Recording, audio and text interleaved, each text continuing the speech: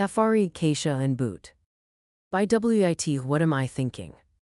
Morning started bright and early on Good Hope Road, but by evening, the sidewalks told the truth. People were always carrying something they did not know how to set down. Tafari worked as a peer specialist, which meant he did not come in with prescriptions, he came in with presence. He listened like he had been through the maze and still knew the way back to the light. He could name recovery without selling it. He could sit in silence without making it uncomfortable. Clients said he felt different, like he understood the parts of them nobody trained to explain. But Tafari kept one secret folded close to his ribs. He smoked a drug called boot sometimes, just when the building felt too loud in his head, just when the day's faces clung to him like smoke. He told himself it did not count as a relapse if he controlled the timing. He told himself his clients did not need to know. He told himself it was easier to be the guide if he did not admit he was still walking a tightrope. His clients trusted him. That trust was the job. Keisha trusted him too, at least at first. Keisha came in with eyes that looked strong enough to argue with fate, and a voice that always sounded like it had already survived the conversation. On paper, she was in for services. In Tafari's mind, she was an example of hope.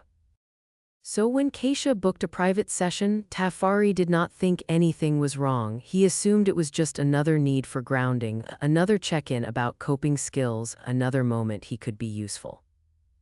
They sat in his small office at the end of the hallway. The blinds made stripes across the floor like the room was trying to measure their distance.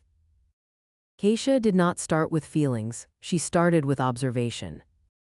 "You've been smelling different," she said quietly, "not like cigarettes, like something sharp, like you're hiding behind it."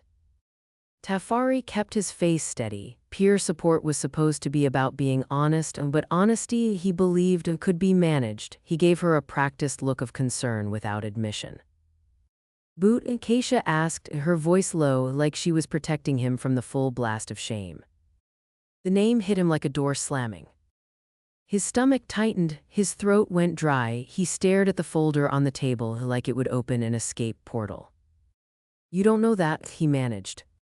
Keisha's eyes did not flinch. "I know, I don't say it to judge you, I say it because I'm tired of pretending secrets don't hurt." Tafari inhaled. "Why are you telling me this?"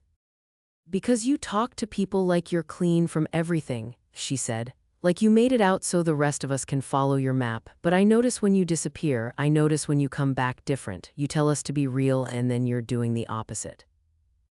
He wanted to explain it away. He wanted to say he was not the same as the people he worked with. He wanted to say it was under control. Under control was his favorite lie. Keisha leaned forward. "I'm not your enemies, Tafari. I'm your client, and I'm also a peer. That means I'm allowed to call you in and out on your bullshit." Tafari's shoulders sagged, and for the first time in a long time, he did not feel like he was holding his breath to keep himself from falling. "I'm scared," he admitted, barely loud enough to reach the space between them. "Scared you'll see me as weak, scared you'll lose respect, scared I'll ruin what people think peer support is, scared I will lose my job and end up back in a 28-day program." Keisha nodded like she had heard that fear 100 times in 100 voices. "That's the thing about shame, Mr. T. It makes you do all the work of hiding instead of the work of healing." Tafari swallowed hard. "I told myself they don't know, that it wouldn't matter." "It matters," she said, "because you've been teaching us with your honesty, but living with a lie, that's two different lessons." Silence filled the striped office. Outside, DC kept moving, sirens and footsteps, the world refusing to stop for anyone's confession. Keisha softened her voice. "I'm confronting you because I want you to have what you give," she said. "I want you to stop paying for your secret with your peace." Tafari blinked slowly, like his eyes had to catch up to the truth. He thought about his clients and how he told them pain was loyalty, how he encouraged them to name needs instead of punishing themselves for having them, how he urged them to choose awareness, not punishment. And he realized the cruel part. He was taking his own advice out of his mouth the moment it got too close to his life. "I don't want to be two people anymore," he said at last. The words sounded like relief and grief together. I've been using boot in the gaps, not every day, enough to keep me numb, enough that I can't pretend I'm fully fine. Keisha exhaled like she had been holding her breath for him. Thank you for saying it.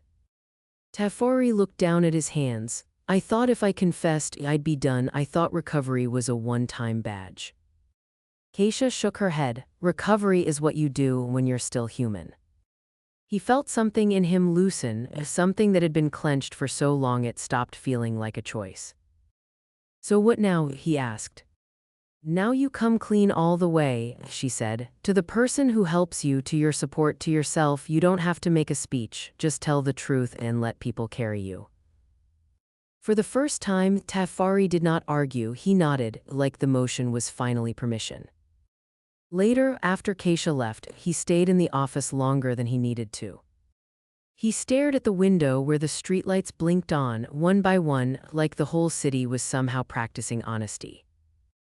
His phone sat in his palm, heavy with decisions. He opened a contact he had been avoiding, someone who could actually hold him without turning him into a cautionary tale.